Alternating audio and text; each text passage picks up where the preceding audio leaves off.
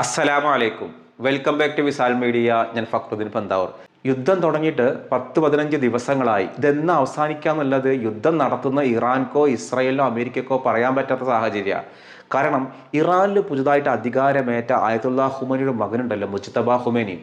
അദ്ദേഹത്തിന് ബോംബാക്രമണത്തിൽ വലിയ പരിക്കേറ്റിട്ട് ആള് കോമ സ്റ്റേജിലാണ്. അവിടുത്തെ ആരോഗ്യമന്ത്രിയുടെ സംരക്ഷണത്തിൽ ഒരു പ്രത്യേക സുരക്ഷാ വലയത്തിലാണ് ആളിപ്പോൾ ഉള്ളത് എന്നുള്ളതാണ് ലഭിക്കുന്നൊരു വിവരം. അദ്ദേഹത്തിന് ഒരു കാല് നഷ്ടപ്പെട്ടു, കൈ നഷ്ടപ്പെട്ടു. അങ്ങനെ ആൾ ഏത് നിമിഷവും മരണപ്പെടാം, ആ അവസ്ഥയിലാണ് അത്ര ഉള്ളത്. കഴിഞ്ഞ ദിവസം അദ്ദേഹത്തിൻ്റെതായ ഒരു കുറിപ്പ് അവരുടെ ഇറാൻ മാധ്യമങ്ങൾ പുറത്തുവിട്ടിരുന്നു. ആ ഇറാൻ മാധ്യമങ്ങൾ അദ്ദേഹം അധികാരമേറ്റെടുത്ത ദിവസങ്ങളായി. അതിനുശേഷം ആദ്യമായിട്ടാണ് ഒരു സന്ദേശം അദ്ദേഹത്തിൻ്റെ പരമോന്നത നേതാവ് എന്ന രീതിയിൽ പുറത്തു വരുന്നത്. അതിൽ പോലും മാധ്യമങ്ങൾ അത് വായിക്കുക ചെയ്തിരുന്നത്, അല്ലാതെ അദ്ദേഹം വന്ന് സംസാരിക്കുന്നില്ല. ആ സംസാരത്തിൽ അദ്ദേഹം പറഞ്ഞൊരു കാര്യം ഇങ്ങനെയാണ്: യുദ്ധം എന്തായാലും അവസാനിപ്പിക്കാൻ തീരുമാനിച്ചിട്ടില്ല. ഞങ്ങളുടെ നാടിനെ ആക്രമിച്ച ഇസ്രായേലിനെയും അമേരിക്കയും പാഠം പഠിപ്പിക്കാതെ ഞങ്ങൾ ഈ യുദ്ധം നിർത്തില്ല. അതോടൊപ്പം തന്നെ ഹോർമിസ് കടലിടുക്ക് അടഞ്ഞു തന്നെ കിടക്കും. യുദ്ധം എന്തായാലും ഇപ്പോൾ ഉടനെയൊന്നും അവസാനിക്കാൻ പോകുന്ന ഒരു കാര്യമില്ല. പിന്നെ ഗൾഫ് മേഖലയിലേക്ക് നിരന്തരം ആക്രമണങ്ങളാണ്. പുലരും വരെയാണ് സൗദിയിലേക്ക് ഡ്രോൺ ആക്രമണങ്ങൾ. ഇറാൻക്കൊറ്റ ലക്ഷ്യമുള്ളൂ: അമേരിക്കക്ക് വേണ്ടിയിട്ട് സൗകര്യമൊരുക്കുന്ന ഗൾഫ് രാഷ്ട്രങ്ങളെ തുരുതുര ആക്രമിക്കുക. ഇതിൽ സംശയിക്കുന്ന ഒരു കാര്യം, ഈ റഷ്യയും ചൈനയും ഇറാന്റെ ഉറ്റ ചങ്ങാതിമാരാണ്. റഷ്യ ഇറാനെ സഹായിക്കാൻ വേണ്ടി നേരിട്ട് രംഗത്തിറങ്ങുമോ എന്നുള്ളതാണ്. റഷ്യ ഒരുപാട് സാങ്കേതിക സഹായങ്ങൾ കൊടുക്കുന്നുണ്ട്, പക്ഷേ അതുപോരല്ലോ. മറിച്ച് നേരിട്ട് രംഗത്തിറങ്ങുമെന്ന് വെച്ചാൽ റഷ്യ ഒരിക്കലും രംഗത്തിറങ്ങില്ല. റഷ്യ രംഗത്തിറങ്ങാതിരിക്കാൻ കാരണം റഷ്യക്ക് ഇപ്പോൾ അതിനുള്ള കഴിവുള്ളൊരു സാഹചര്യമില്ല. ഉക്രൈനുമായിട്ട് ഒരു മാസത്തെ യുദ്ധം എന്ന് പറഞ്ഞിട്ട് ഇപ്പോൾ 4 വർഷമായി. ആ ഉക്രൈനെ തോൽപ്പിക്കാൻ പോലും റഷ്യക്ക് കഴിഞ്ഞിട്ടില്ല. അങ്ങനത്തെ ഒരു റഷ്യ ഇറാൻക്ക് വേണ്ടി അമേരിക്കയെ പിണക്കാൻ ഒരിക്കലും തയ്യാറല്ല. പിന്നെ ഇറാൻ്റെ ഒരു പ്രതീക്ഷ അത് ചൈനയാണ് സത്യത്തിൽ ഈ ഇറാനിൽ നിന്ന് എടുക്കുന്ന ഇന്ധനത്തിൽ 90% കൊണ്ടുവരുന്നത് ചൈനയാണ്. ഈ ചൈനയും നേരിട്ട് വരാതിരിക്കാൻ കാരണം ഒന്നാമത് ചൈനയിൽ ഇപ്പോൾ സാമ്പത്തിക മാന്ദ്യമാണ്. മറ്റൊന്ന്, അമേരിക്കയുമായിട്ട് പിണക്കിയിട്ട് നേരിട്ടൊരു ഏറ്റുമുട്ടലിനും ചൈന ആഗ്രഹിക്കുന്നില്ല. പിന്നെ ഇറാൻ്റെ വേറൊരു പ്രതീക്ഷ ഹൂത്തികൾ സഹായിക്കും എന്നുള്ളതാണ്. ഇതുവരെ ഈ യുദ്ധത്തിൽ ഹൂത്തികൾ ഒരു പ്രസ്താവന പോലും ഇറക്കിയിട്ടില്ല. യമനിലെ ഹൂത്തികൾ എന്ന് പറഞ്ഞാൽ ചെങ്കടൽ അവരുടെ കയ്യിലാണ്. അവിടെ ചെങ്കടലിൽ മറ്റു രാജ്യങ്ങളിലെ എണ്ണക്കപ്പലുകളടക്കം മുക്കുകയോ കൊള്ളയടിക്കുകയോ ചെയ്യാറുണ്ട്.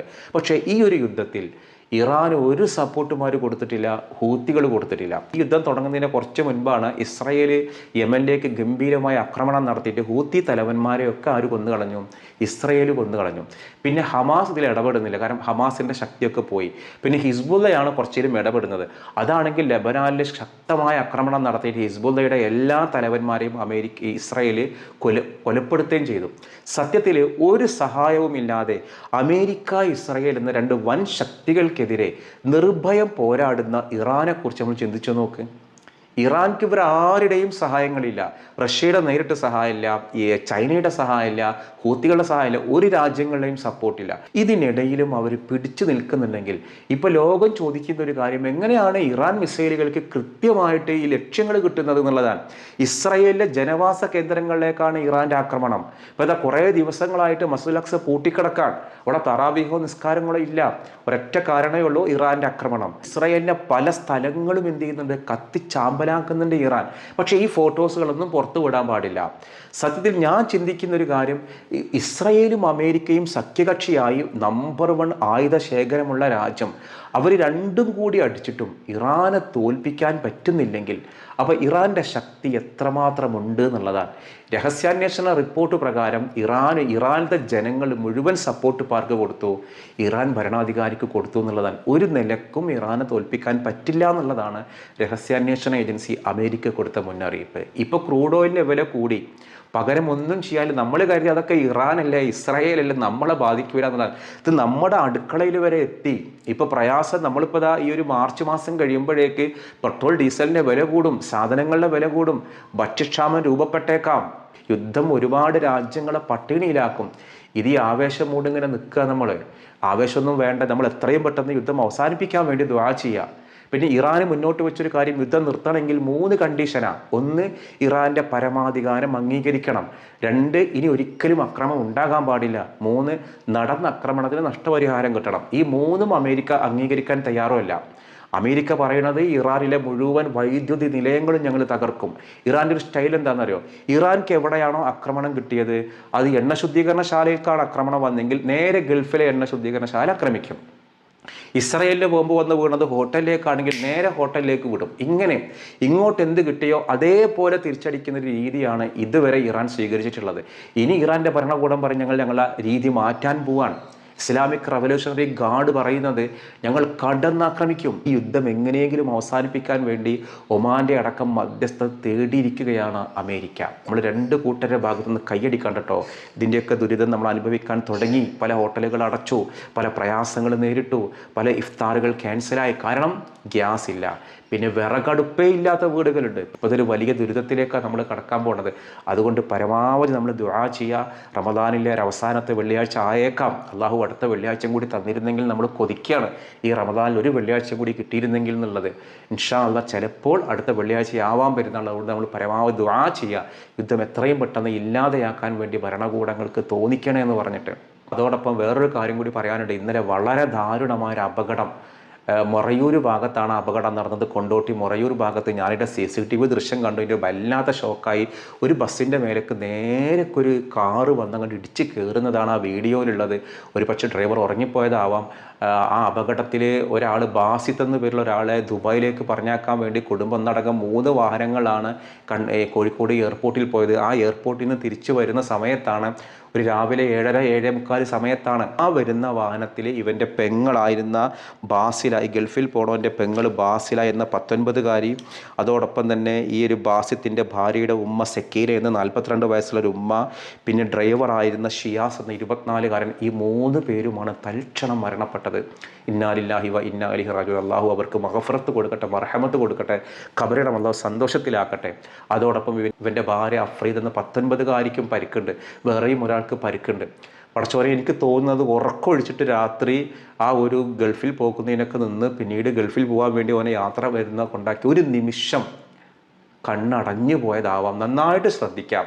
ഉറക്കമൊഴിച്ചുള്ള പരിപാടിക്ക് നമ്മൾ പോവുകയാണോ, ഉറക്കം വരുന്നുണ്ടെങ്കിൽ വേഗത്തിലൊന്ന് വണ്ടി നിർത്തിയിട്ട് മുഖക്കൊന്ന് കഴുകിയിട്ട് മുന്നോട്ട് പോയാൽ മതി. ഒരു നിമിഷം അപ്പം എത്തും എന്നുള്ള ഈ പുലർച്ചെയാണ് ഈ അപകടങ്ങളൊക്കെ നടക്കുക. ആ ഒരു വീഡിയോ കണ്ടപ്പോൾ എനിക്കതങ്ങോട്ട് ഉൾക്കൊള്ളാൻ പറ്റുന്നില്ല. കോഴിക്കോട് മഞ്ചേരി ഭാഗത്തുനിന്ന് കോഴിക്കോടേക്ക് പോകുന്നൊരു ബസ്സാണ് അപകടത്തിൽപ്പെട്ടത്. നേരെ ബസ്സിൻ്റെ മേലേക്ക് വന്ന് കയറുകയാണ്. ആളുകൾ പറഞ്ഞ് വെട്ടിപ്പൊളിച്ചിട്ടാണ് എടുത്തത്. ഡ്രൈവറെയാണ് ഏറ്റവും ഒടുവിൽ എടുക്കാൻ കഴിഞ്ഞെന്നുള്ളത്. ആ ഡ്രൈവർ തന്നെ വണ്ടിയാണത്. ഷിയാസ് ഇവൻ്റെ ഗൾഫിൽ പോണ ബാസിത്തിൻ്റെ ഫ്രണ്ടാവും. ഗൾഫിൽ പോക്കൊക്കെ മതിയാക്കി തിരിച്ചിങ്ങോട്ട് തന്നെ ഇറങ്ങി. അല്ലാ, കുടുംബത്തിൻ്റെ ഒരു അവസ്ഥ അലിച്ചൊക്കെ പെങ്ങൾ പോയി, ഭാര്യയുടെ ഉമ്മ പോയി, അതോടൊപ്പം തന്നെ തൻ്റെ പ്രിയപ്പെട്ട സുഹൃത്ത് ആ ഒരു മനുഷ്യൻ അദ്ദേഹം പോയി, ഷിയാസ് പോയി. ഭാര്യയ്ക്ക് പരിക്കഥ പരിക്കേറ്റവർക്കൊക്കെ അള്ളാഹു എത്രയും പെട്ടെന്ന് ശിഫ നൽകി അനുഗ്രഹിക്കട്ടെ. ഇന്നലെയാണ് അവരെ കബറടക്കിയതാണ് ഞാൻ മനസ്സിലാക്കുന്നത്. നമ്മളെല്ലാവരും ദുആ ചെയ്യുക ആ ഒരു കുടുംബത്തിന് വേണ്ടി. ഇത് റമദാനിൻ്റെ അവസാനത്തെ 10 ഈ ദിവസം നമ്മൾ വളരെ വിശുദ്ധമായ ദിവസങ്ങളാണ്. ലൈലത്തുൽ ഖദ്ർ പ്രതീക്ഷിക്കപ്പെടുന്ന ദിവസങ്ങളാണ്. നമ്മൾ പരമാവധി എന്ത് ചെയ്യുക, നമ്മൾ ദുആ ചെയ്യുക, കുടുംബത്തിന് വേണ്ടി നമ്മൾ ദുആ ചെയ്യുക. നമ്മൾ ഇന്നലെ ചോദ്യം ചോദിച്ചിരുന്നു, വെള്ളിയാഴ്ച പെരുന്നാൾ വന്നാൽ അന്ന് ജുമാ നമസ്കരിക്കണോ? വെള്ളിയാഴ്ച പെരുന്നാൾ വന്നാലും വന്നില്ലെങ്കിലും ജുമാ നിർബന്ധമാണ്. വെള്ളിയാഴ്ച പെരുന്നാളാണെങ്കിൽ ജുമാ നിസ്കരിക്കണം, പെരുന്നാൾ നിസ്കാരം നിസ്കരിക്കണം. പിന്നെ ചില ഇളവുകളൊക്കെ ചൂണ്ടിക്കാട്ടിയിട്ട് ആ ഇളവുകളൊക്കെ പരമാവധി എടുത്തിട്ട് ജുമാ ഒഴിവാക്കാൻ വേണ്ടി വ്യഗ്രത കാണിക്കുന്ന ആളുകളുണ്ടല്ലോ, അവർക്ക് വേറെന്തോ ഒരു സൂക്കടാണ്. ഒരിക്കലും അത്തരം ആളുകളുടെ വലയിൽ പോയിട്ട് നമ്മൾ വീഴരുത്. അന്ന് വെള്ളിയാഴ്ചയാണെങ്കിൽ നമ്മൾ എന്ത് ചെയ്യുക, ചില മഹാന്മാർ പറയാണ്ട് ഒപ്പം നിസ്കരിക്കാമെന്നൊക്കെ പറഞ്ഞവരുണ്ട്. രണ്ടും ജുമയും പള്ളിയിലത്തെ നിസ്കാരം മറ്റേ എന്താ പറയുക പെരുന്നാൾ നിസ്കാരം ഒപ്പം നിസ്കരിച്ചോളൂ, എന്നാലും നമ്മൾ ജുമാ ഒഴിവാക്കരുത് എന്നുള്ളത് മഹാന്മാർ പഠിപ്പിച്ചൊരു കാര്യമാണ്. അതിൻ്റെ ഉത്തരം നമ്മൾ ജുമാ ഒഴിവാക്കാൻ ഒരു നിർവാഹവും ഇല്ല എന്നുള്ളതാണ്. നമ്മൾ ഇന്ന് ചോദിക്കുന്ന ഒരു ചോദ്യം, നമുക്ക് ഈ ഒരു റമദാൻ കഴിഞ്ഞ് പെരുന്നാളിന് മുൻപായിട്ട് ഫിത്ർ സക്കാത്ത് കൊടുക്കാറുണ്ട്. ഫിത്ർ സക്കാത്ത്, ഈ ഫിത്ർ സക്കാത്ത് ഒരാൾക്ക് എത്ര കിലോ അരിയാണ് അല്ലെങ്കിൽ എത്ര മുദ്ദാണ്, നമ്മൾ സ്ഥലം അളവുണ്ടാവുമല്ലോ, അത് എത്ര കിലോ എന്ന് പറയാം, അല്ലെങ്കിൽ എത്ര മുദ്ദാണെന്ന് പറയാം. എന്താണ്, എത്ര അളവിലാണ് നമ്മൾ ഫിത്ർ സക്കാത്തിൻ്റെ അരി കൊടുക്കേണ്ടത്? ജീവനുള്ള എല്ലാ ആളുകൾക്കും ഫിത്ർ സക്കാത്ത് കൊടുക്കണം, ഗർഭത്തിലുള്ള കുട്ടി ഒഴിച്ച്. ആ കുട്ടി പ്രസവിച്ച അന്നാണ്, പെരുന്നാൾ അന്നാണ് ആ കുട്ടിയെ പ്രസവിച്ചെങ്കിൽ ആ കുട്ടിക്കും കൊടുക്കണം ഫിത്ർ സക്കാത്ത് എന്നുള്ളതാണ് നമ്മുടെ ഒരു നിയമം.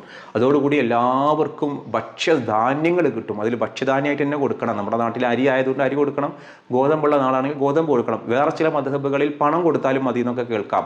തമിഴ്നാട്ടിലൊക്കെ ഹനഫി മദ്ഹബ് ആയതുകൊണ്ട് അവരൊക്കെ അതിൻ്റെ ഒരു തുകയാണ് കൊടുക്കൽ. അതൊന്നും പ്രശ്നമുള്ളതല്ല. ഞാൻ നമ്മുടെ നാട്ടിലെ കാര്യം പറഞ്ഞത് കേട്ടോ. ഇപ്പോൾ ചില സ്ഥലങ്ങളിലൊക്കെ പണമാണ് കൊടുക്കൽ. പണം കൊടുത്താലും അത് വീടുന്നൊക്കെ തന്നെയാണ് മഹാന്മാർ പഠിപ്പിച്ചത്. പക്ഷേ ഷാഫി മദ്ഹബിൽ എന്തെന്നെ കൊടുക്കണം, ധാന്യങ്ങൾ തന്നെ കൊടുക്കണം. അങ്ങനെ ഒരാളെ ഫിത്ർ സക്കാത്തിൻ്റെ ധാന്യത്തിൻ്റെ അളവ് എത്രയാണ്, ഒന്നുകിൽ മുദ്ദായിട്ട് പറയാം അല്ലെങ്കിൽ കിലോനായിട്ട് പറയാം. അപ്പോൾ ആളുകൾക്ക് അത് കൂടുതൽ മനസ്സിലാവുകയും ചെയ്യും. അപ്പോൾ ഇൻഷാ അല്ലാഹ് അതിന് ഉത്തരവാണ് നിങ്ങൾ കമൻറ്റ് ചെയ്യേണ്ടത്. മറ്റൊരു ദിവസം മറ്റൊരു വീഡിയോയുമായി വീണ്ടും കാണാം. അസ്സലാമു അലൈക്കും.